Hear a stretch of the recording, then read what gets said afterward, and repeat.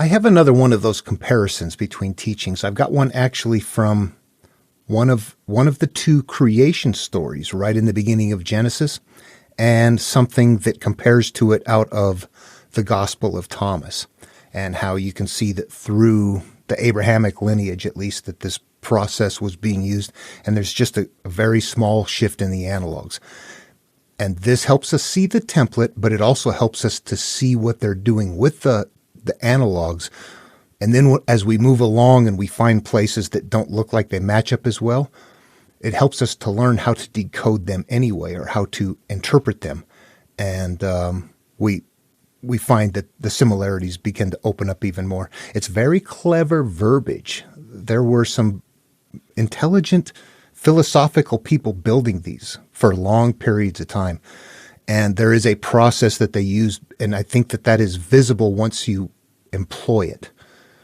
And that is where the verses play out as mirrored components inside of the psyche, that everything in the story belongs inside of the human's inner experience. And if you can let me know how these are working out. I hadn't, this wasn't ever a game plan to do something like this, but I realize as I'm going along and just trying to figure things out that it kind of maybe serendipitously hit on as an idea of a way to make short verses that show people those connections and how you make the connections. And then pretty soon it's like your head networks into doing it yourself. And it's not supernatural. It is a natural process.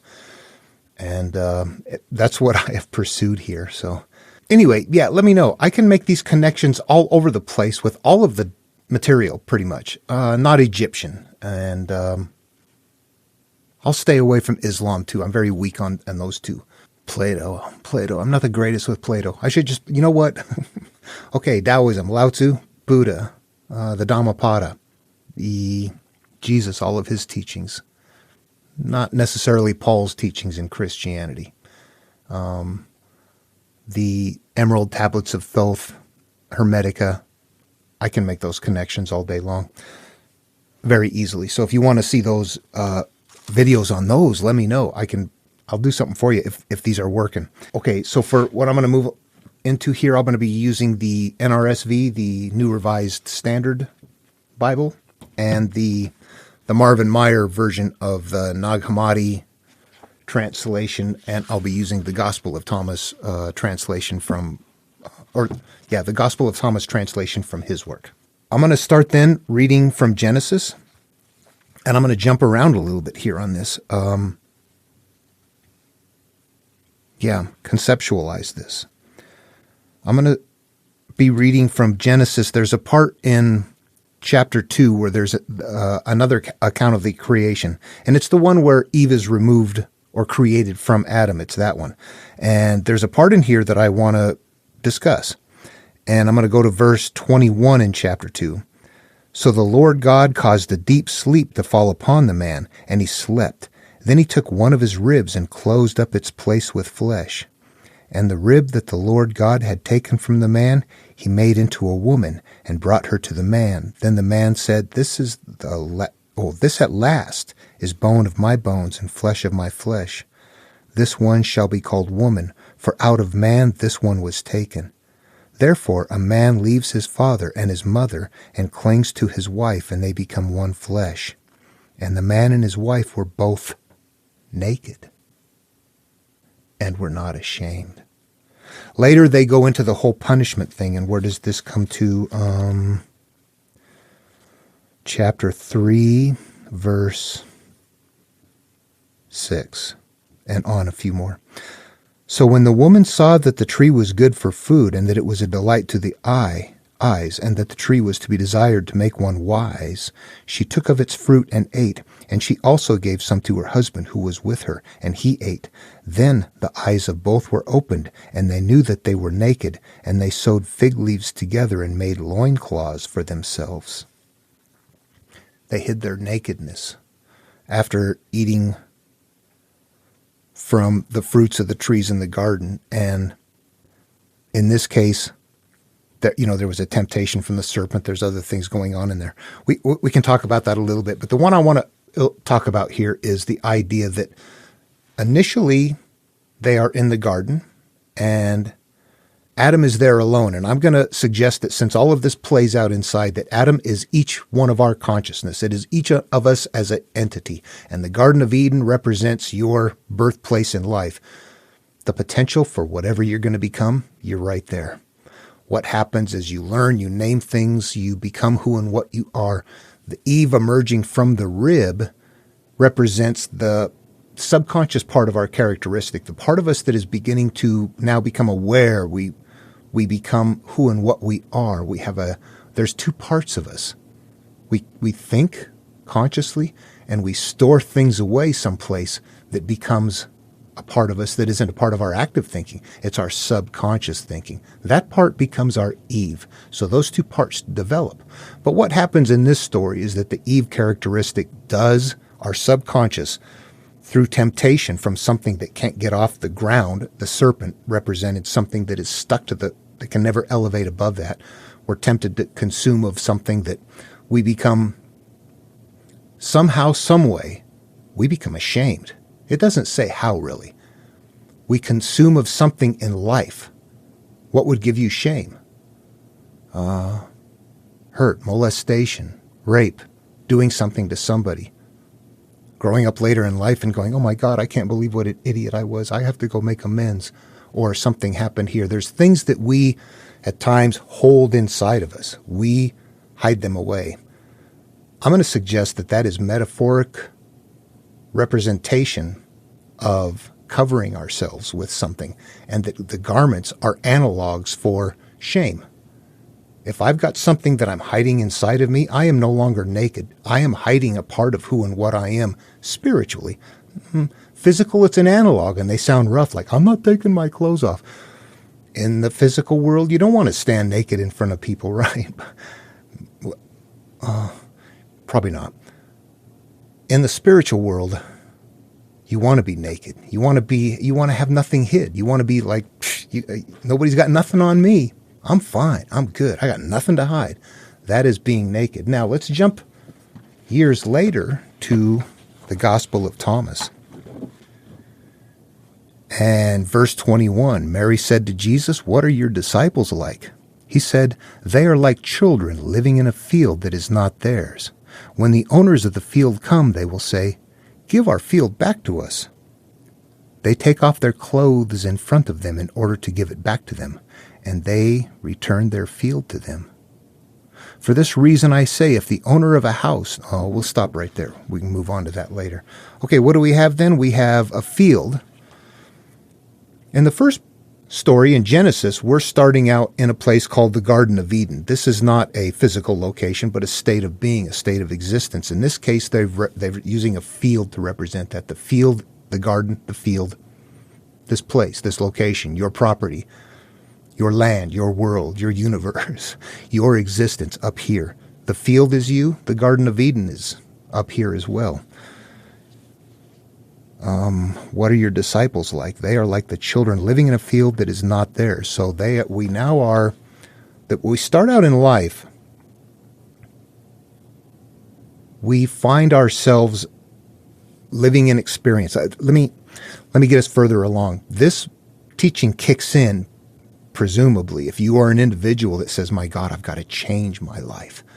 I'm done with what I've had. Now what we're at that point.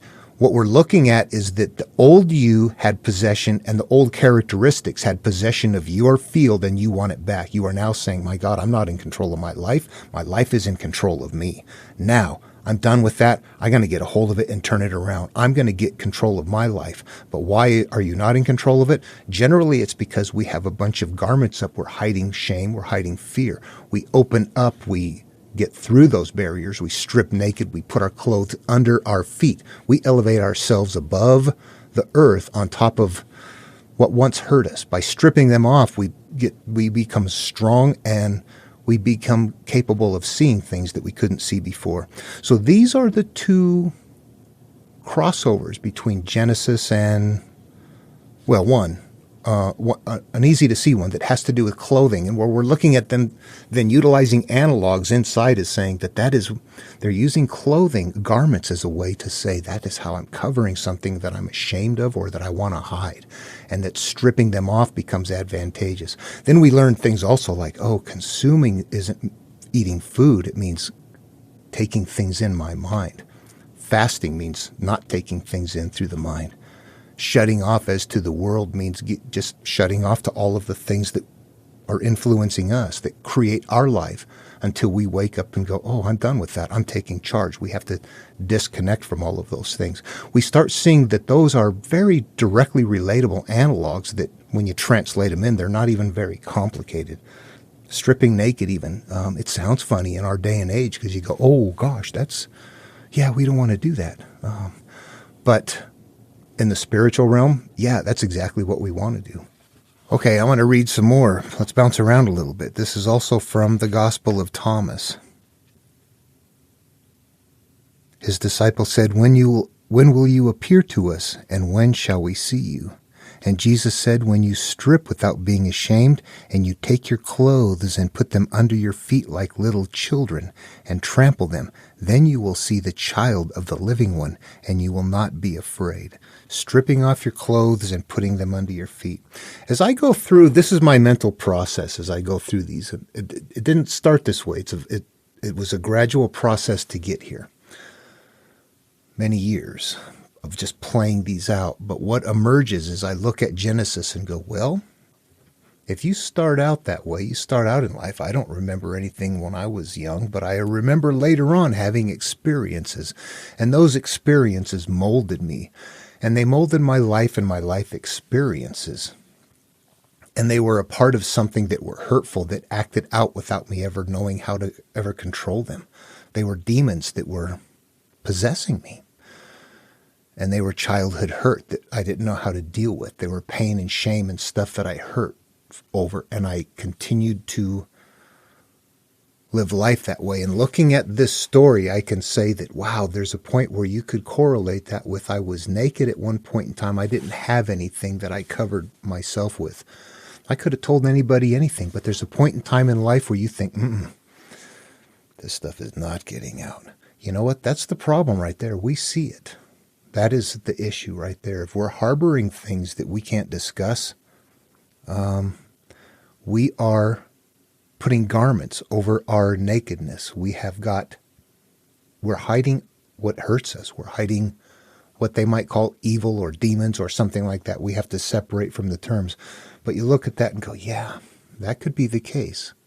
What about in the Gospel of Thomas as you read it and you realize the same thing is happening? Garments, clothes, stripping themselves. And I look at it and go, if you interpret them in the same way, they take you to the same place, and they're all played out internally like this. And wherever the analogs go is wherever you have to go up here. Conscious, subconscious, memories that are hurtful, memories that are happy, the unified field that we all exist within, and our higher self that is operating, or that can. We typically are not there.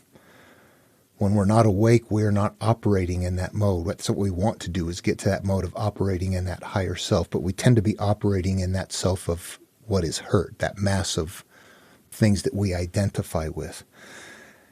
And all of these are akin to that. And you think, you know what, if you use that same process across the board, you're coming to the same answers. They're all about self-healing. Then you can take that by extension and move into the next one. What was I going to read here a little bit ago? For this reason, I say, if the owner of a house knows that a thief is coming, he will be on guard before the thief arrives, and will not let the thief break into the house of his estate and steal his possessions. You know then, okay, by inference of using the process in Genesis, coming to one place and then using it somewhere on verses in the Gospel of Thomas and getting to the same place, I'm going to use that exact same process and see where it gets me. I don't see the connection here with somewhere else, that thief coming, binding, all of that. I don't see a parallel. But I think if I use that same procedure, what is it going to do? So those play out inside of me. The house is me. The thief is coming. Who is the thief? What is it that we have in life that comes and wrecks things for us? It is the past. It's something that comes out that acts from us that we have to later on go, why does that happen? We have something cyclically going on that plays out inside of the psyche that is the thief that is coming to take things. And when we know that and we become aware and we start to wake up, we realize, okay, it's coming. I'm going to make preparations. I'm going to get ready. I have to start interacting with this thing. It's a creature that is getting triggered and it's emerging, and I'm going to be prepared to deal with it. These lessons begin to then emerge as something that you realize are interactive steps. And again, I'm picking ones here that I think are easier to see than some that are a lot denser. Genesis has a lot of additional components in there that provide richness to the story in a culture that was a verbal culture. They were intelligent but had no resources. They didn't read or write because they just didn't have schools, no reading material. Stories were it. Their stories were really big and very rich. And I think we can see that there. But they're teaching the same things in some places. Again, it's easier to see them than others. Okay, hope this video was helpful. Again, let me know if you like this kind of I can pop these up real quickly. I can knock these out in no time. But I'm working on Genesis, understanding it more, and I'm recording it right now so that I can hear it over and over again. And I ran into that and thought, I'll take a break and throw that one out there real quick too. Hope you enjoyed the video. See you in the next one.